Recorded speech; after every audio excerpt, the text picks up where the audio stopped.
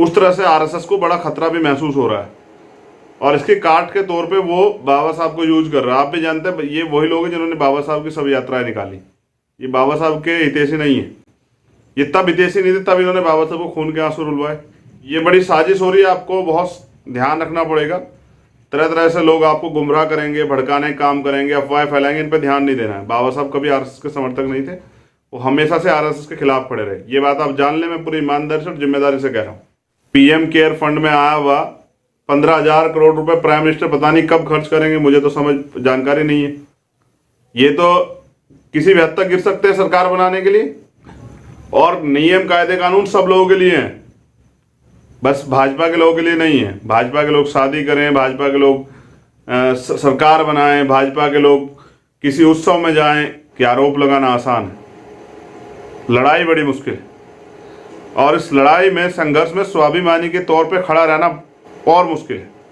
और कभी घर से बाहर निकल के आइए तो सही, माँ हाथ रोक लेती है, माँ हाथ थाम लेती है जब पता लगता है कि जिस संघर्ष में जा रहा है वहां जेल भी जाना पड़ सकता है, वहां मुकदमा भी लग सकता है, वहां जान भी जा सकती है। जरूरतमंदों की मदद तो कर रहे हैं, लेकिन अभी भी कोई मामला हो जाए तो सीना तान के खड़े हो रहे हैं और मुकदमे दर्ज करवा के लोगों को जेल भिजवाने का काम कर रहे हैं। जब आप मजबूती से काम करेंगे और आपकी सरकारें बनेंगी, मैं लिख के देता हूं कि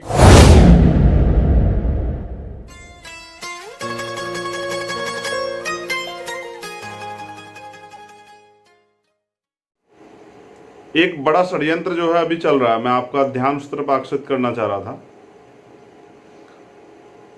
सरकार से डर के सब लोग जो हैं, मीडिया के लोग हों या अन्य लोग हों, वे दिखाने का प्रयास कर रहे हैं कि बाबा साहब आरएसएस के बहुत करीब थे।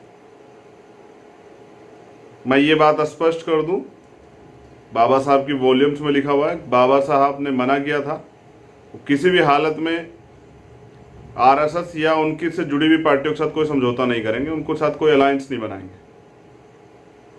आने वाले समय में ये आपको देखने को भी मिलेगा, क्योंकि जिस तरह से बहुजन समाज एकजुट हो रहा है, इस देश के दलित, पिछड़े, आदिवासी, धार्मिक अल्पसंख्यक, मुस्लिम, ईसाई, बुद्धिस्ट, जिस तरह से ये सब लोग एकजुट हो रहे हैं, उस तरह से आरएसएस को बड़ा खतरा भी महसूस हो रहा है और इसके काट के तौर पे वो बाबा साहब को यूज कर रहा है। आप भी जानते हैं ये वही लोग हैं जिन्होंने बाबा साहब की सब यात्राएं निकाली। ये बाबा साहब के हितैषी नहीं है, ये तब हितैषी नहीं थे तब इन्होंने बाबा साहब को खून के आंसू रुलवाए। तो ये बड़ी साजिश हो रही है, आपको बहुत ध्यान रखना पड़ेगा। तरह तरह से लोग आपको गुमराह करेंगे, भड़काने काम करेंगे, अफवाहें फैलाएंगे, इन पर ध्यान नहीं देना है। बाबा साहब कभी आरएसएस के समर्थक नहीं थे, वो हमेशा से आरएसएस के खिलाफ खड़े रहे। ये बात आप जान लें, मैं पूरी ईमानदारी से और जिम्मेदारी से कह रहा हूं। दूसरी बात, एक घटना हुई है अभी कासगंज में, और क्योंकि उसमें त्वरित कार्रवाई भी हुई, हमारी वहां के अधिकारियों से बात हुई, हमारी टीम ने बात की और ये तुरंत इस पे कार्रवाई के लिए अपील की। वो घटना जो है, हमारे अपने परिवार के लोग हैं जो सैन समाज से हैं, उनके साथ हुई। एक महिला को एक अपाहिज व्यक्ति उसने गोली मारी और लोग आराम से देख रहे थे। आप लोगों ने सबने उसकी वीडियो देखी होगी, लोग आराम से उसको देख रहे थे और उसके हौसले देखिए कि वो बहुत आसानी से गोली चला रहा है। लोग देख रहे हैं, मना कर रहे हैं, लेकिन कोई रोकने के लिए नहीं आ रहा है। दुर्भाग्य कि बीजेपी की सरकार में उत्तर प्रदेश के अंदर इतने हौसले जो है अपराधियों के बढ़ चुके हैं, सरकार से जुड़े लोगों के, कि वो हत्या करने में परहेज नहीं कर रहे हैं। और ये जो परिवार था उनकी डेथ हो चुकी है, ऐसी जानकारी मिली है। और 3 साल से महिला अकेली रहती, सिर्फ इस घर को, वो जो संपत्ति उसको कब्जाने के लिए किया गया है। तो जो बात मैं आपको कह रहा था कि जिस समाज की राजनीतिक जड़ें मजबूत होती, तो समाज का मतलब आप सिर्फ दलित समाज से मत लें। ये इस तरह के बहुत सारे समाज जो ओबीसी वर्ग में आते हैं, शेड्यूल कास्ट में ही आते हैं, शेड्यूल ट्राइब में आते हैं, धार्मिक अल्पसंख्यक, ये बहुत बड़ा परिवार है, लेकिन इनकी जो राजनीतिक प्रतिनिधित्व वो शून्य है। ये सिर्फ वोटर बने रहना चाहते हैं। मान्यवर काशीराम साहब ने इसको बहुत मजबूती से समझा। हमें सबको पीछे अपने पीछे लगा के नहीं खड़ा करना है, हमें उनको उनकी हिस्सेदारी देनी। पूरे देश में एक बड़ा वर्ग है, एक और बड़ा इतिहास है, एक नंद समाज का, नंद साम्राज्य का शासन हुआ है, राजा वर्ग के लोग रहे। और ऐसा नहीं है कि वो कोई कमजोर लोग हैं, बस क्योंकि ज्यादा लोग अपना इतिहास नहीं जानते तो खुद को कमजोर समझ बैठे हैं। और एक बड़े नेता हुए हैं बिहार के अंदर, जननायक कर्पूरी ठाकुर इसी समाज से थे।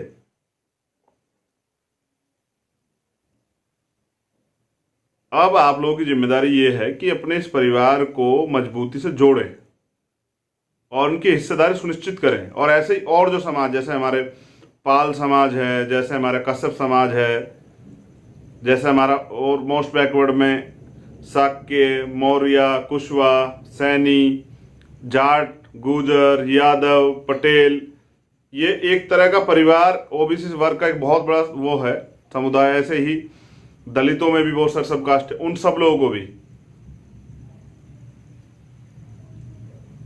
बाबा साहब जाति का विनाश चाहते थे। और ये जाति का विनाश वो लोग नहीं करेंगे जिनको जाति की वजह से फायदा होता है। और आप बेहतर जानते हैं देश में जाति की वजह से किसे फायदा होता है। तो ये हमारा अपना परिवार है और साजिश के थ्रू हमसे दूर किया गया है। तो अब मैं अपने साथियों से निवेदन करूंगा, नौजवानों से, कि वो इस पे ज्यादा काम करें, अपने परिवार जोड़ने का काम करें और इन सुरक्षा करने का काम करें अपने लोगों की। किसी हत्यारे को इतनी ताकत ना एहसास हो जाए, वो ये ना सोच ले कि अकेले लोग हैं या कमजोर लोग। मैंने पहले ही बताया कमजोर नहीं है, लेकिन अपने परिवार को अपने इस परिवार को जोड़ के रखना है और उनकी सुरक्षा का भी ध्यान रखना है। और जैसा मैंने कहा कि ये तो खुद में राजा वंश है।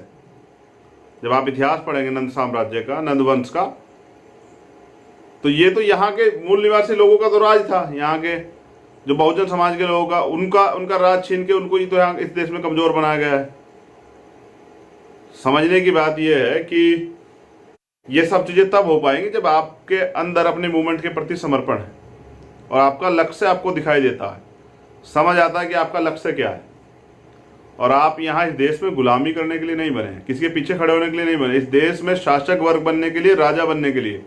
क्योंकि मान्यवर काशीराम साहब ये कहते थे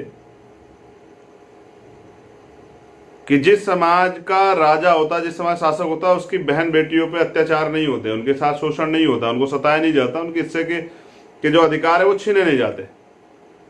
तो अगर आप इस देश में अपने अधिकार चाहते हैं, स्वाभिमान और सम्मान से जीना चाहते हैं, अपने लोगों की सुरक्षा करना चाहते हैं, तो आपको इस देश में शासक बनना पड़ेगा। और शासक बनने के लिए इसे मजबूत करना पड़ेगा, अंगूठे को या इस उंगलियों को मजबूत करना पड़ेगा कि जब आप इस बार जाएंगे, यह आजाद समाज पार्टी इसलिए बनाई है कि वो जो साइकिल चलाने वाला है, वो जो रिक्शा चलाने वाला है, वो जो खेत में काम करने वाला किसान है, मजदूर है, नौजवान है, गरीब है, शोषित है, वंचित है, महिलाएं हैं जिनको वापस आ गए, उन सब लोगों को उनकी राजनीतिक हिस्सेदारी देने के लिए बनाई कि वो गरीब लोग भी राजनीति कर सके, अपनी हिस्सेदारी सुनिश्चित कर सके। क्योंकि आप मेरी अपील के बाद जिस तरह से आजाद समाज पार्टी के लोगों ने, भीम आर्मी के नौजवानों ने पूरे देश में लॉकडाउन के समय में लोगों की मदद करने का काम किया, जो जरूरतमंद लोग थे, भूखे थे, उन लोगों की मदद करने का काम किया और लगातार अभी भी कर रहे हैं बहुत सारी जगह पे। जैसे गौतम बुद्ध नगर चल रहा है यूपी के अंदर, मेरठ में चल रहा है, मुजफ्फरनगर चल रहा है, शामली चल रहा है, बड़ौद चल रहा है और आगरा चल रहा है, बुंदेलखंड में चल रहा है, लखनऊ में चल रहा है। तो ऐसे ही अन्य अन्य प्रदेशों में भी चल रहा है, छत्तीसगढ़ में चल रहा है, झारखंड में चल रहा है, राजस्थान में चल रहा है, दिल्ली में चल रहा है। दिल्ली की टीम ने बहुत कमाल किया इस बार। तो ये जो हमारी सब कास्टें हैं, इनको जोड़ के ही बहुजन बनेगा। पहले बहुजन समझना पड़ेगा। अभी कुछ लोगों से बात होती है, वो कहते हैं कि बहुजन में तो जैसे आप, कुछ लोगों को लगता है बहुजन सिर्फ दलित ही आते हैं। दलित नहीं आते। दलित के साथ हर वो व्यक्ति आता है जो इस देश में शोषित है, वंचित है। हमारे बहुजन समाज तब बनेगा जब 85% लोग एकजुट होंगे, इस देश के सताए हुए लोग एकजुट होंगे। और अब तो हालात देख लीजिए सरकार ने क्या कर दिए। कोरोना से कम लोग भूख से ज़्यादा मर रहे हैं। तो अभी लॉकडाउन है, लॉकडाउन का पालन करें, लेकिन पीएम केयर फंड में आया हुआ 15,000 करोड़ रुपए प्राइम मिनिस्टर पता नहीं कब खर्च करेंगे, मुझे तो समझ जानकारी नहीं है। उसे किसके लिए खर्च करें? कहीं सरकार बनाने के लिए खर्च करेंगे या कहीं से विधायक एमपी तोड़ने के लिए उसका यूज करेंगे? यही तो थे वो लोग नारा देते थे, भ्रष्टाचार मुक्त भारत करेंगे। तो ये भ्रष्टाचार मुक्त तो नहीं हुआ। ये तो किसी भी हद तक गिर सकते हैं सरकार बनाने के लिए। लॉकडाउन इन्होंने देरी की, इनकी देरी की वजह से देर हुआ लॉकडाउन में, क्योंकि इनको मध्य प्रदेश सरकार बनानी थी। और नियम कायदे कानून सब लोगों के लिए हैं, बस भाजपा के लोगों के लिए नहीं है। भाजपा के लोग शादी करें, भाजपा के लोग सरकार बनाएं, भाजपा के लोग किसी उत्सव में जाएं, भाजपा के लोग जो हैं कुछ भी करें। जैसे अभी तीर्थ यात्रियों के लिए जो है बसों की यात्रा करके, बसों की व्यवस्था करा के उनको वापस भेजा जा रहा है उड़ीसा, और उसी तरह से हरिद्वार से भेजा गया है गुजरात। लेकिन मजदूरों के लिए क्या है? मजदूर तो कहीं नहीं जा सकते। मजदूरों के लिए तो कोई राशन की व्यवस्था नहीं हो रही, तो मजदूर के लिए बस की व्यवस्था कैसे होगी? आप समझिए कि इस देश में गरीब की कोई औकात नहीं है। उसकी औकात इतनी है कि वो भूख से भी मरेगा और अपमान से भी मरेगा। बाकी इस देश में अभी तो स्थिति जो है वो बिल्कुल साफ है कि 10% अमीर एक तरफ है और 90% गरीब एक तरफ है। तो एक बड़े नेता हुए हैं रामस्वरूप वर्मा जी, और शायद हमारे एक और नेता है बाबू जगदेव प्रसाद कुशवाहा जी, वो भी ये कहते थे कि 100 में से 90, 100 से 90 भाग हमारा। तो अभी तो कुछ मिला नहीं है। और सबसे पहले तो मैं अपने साथियों से, अपने जो जिम्मेदार पदाधिकारी साथी, उनसे कहना चाहता हूँ कि पहले एक समर्पित कार्यकर्ता बनना पड़ेगा, समर्पण की भावना रखनी पड़ेगी। समाज से अगर आप कुछ लेने के लिए जाएंगे, अपने लालच के लिए काम कर रहे हैं, तो फिर आप में और औरों में फ़र्क क्या है? कुछ तो फ़र्क है ना। कुछ तो सिखाया हम लोगों ने लंबे समय में, यही तो सिखाया कि हमें समाज को कुछ देना, समाज से लेने की नीयत नहीं रखनी है। मैंने पहले भी कई बार कहा, आज फिर दोहरा रहा हूं कि जो लोग नहीं बिकते उनकी तस्वीरें बिकती हैं। ये मेरे दाहिने बाईं तरफ जो है मेरे गुरु, मेरे आदर्श मान्यवर साहब श्री काशीराम, हमारे रहबर, और ये मेरे दाईं तरफ विश्व रत्न बोधिसत्व बाबा साहब डॉक्टर अंबेडकर साहब। और पूरी दुनिया इनको नेता मानती है। ये चाहते तो विदेश में जाकर भी रह सकते थे अपने परिवार के साथ, लेकिन इस समाज को देना चाहते थे। लेकिन अब मैं जो कहने वाला हूँ बहुत कड़वा है। मैंने एक दिन पहले भी कहा था कि आरोप लगाना आसान है, लड़ाई बड़ी मुश्किल है। और इस लड़ाई में, संघर्ष में स्वाभिमानी के तौर पे खड़ा रहना और मुश्किल है। और कभी घर से बाहर निकल के आइए तो सही, माँ हाथ रोक लेती है, माँ हाथ थाम लेती है जब पता लगता है कि जिस संघर्ष में जा रहा है वहां जेल भी जाना पड़ सकता है, वहां मुकदमा भी लग सकता है, वहां जान भी जा सकती है। देखिए, सैल्यूट करता हूं भीम आर्मी के नौजवान। लॉकडाउन का समय चल रहा है, वो जरूरतमंदों की मदद तो कर रहे हैं, लेकिन अभी भी कोई मामला हो जाए तो सीना तान के खड़े हो रहे हैं और मुकदमे दर्ज करवा के लोगों को जेल भिजवाने का काम कर रहे हैं। तो मुझे गर्व है आप सब लोगों पे, मेरा अभिमान है आप सब लोग। और अभी तो कुछ किया ही नहीं है, अभी तो हम लोग पीछे चल रहे हैं सबसे। क्योंकि अभी हम सामाजिक बैनर पे क्या कर रहे थे, अब तक कोई घटना हो जाती थी उसकी प्रतिक्रिया हम देते थे। लेकिन राजनीतिक बैनर पर जब आप मजबूती से काम करेंगे और आपकी सरकारें बनेंगी, मैं लिख के देता हूं कि कोई हमारे व्यक्ति का अपमान नहीं कर पाएगा और हम अपने लोगों को अधिकार दिला पाएंगे, रोजगार दे पाएंगे, सुरक्षा का माहौल दे पाएंगे। और जो जिम्मेदारी होती है लोकतंत्र में, संविधान अभी पूर्ण रूप से लागू हुआ कहाँ है? बाबा साहब ने क्या कहा था? मुझे मरा हुआ मत समझना, जब तक इस देश का संविधान जिंदा है मैं जिंदा हूं। और यही तो आपने 14 अप्रैल को इस बार किया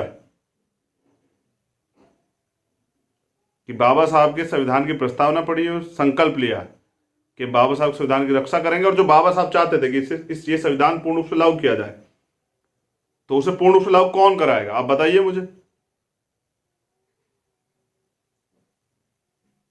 तो उसे लागू कराने काम आप लोगों के भरोसे मिलके मेहनत करेंगे। और इतिहास लिखेंगे, और ऐसा इतिहास, क्योंकि आज तक जो भी संघर्ष शुरू किया वो बिना सफलता खत्म नहीं किया। ऐसा इतिहास जो बाबा साहब क्या कहेंगे, 21वीं सदी हमारी, और इस 21वीं सदी में बहुजनों का राज आएगा। अब वो दिन देखने के लिए कौन कौन लोग होंगे ये नहीं पता है, क्योंकि संघर्ष बड़ा कठिन है। लेकिन जो भी लोग रहेंगे वो याद रखेंगे मेरे आज के शब्दों को। ये देश हमारा है, इस देश की सुरक्षा हमें करनी है, इसकी रक्षा हमें करनी है, और बहुजनों के राज के लिए संकल्प हमें लेके पूर्ण ईमानदार से, पूर्ण निष्ठा से, बिना किसी स्वार्थ के, बिना किसी लालच के अपने महापुरुषों के कारवा को, आंदोलन को आगे बढ़ाना। जय भीम।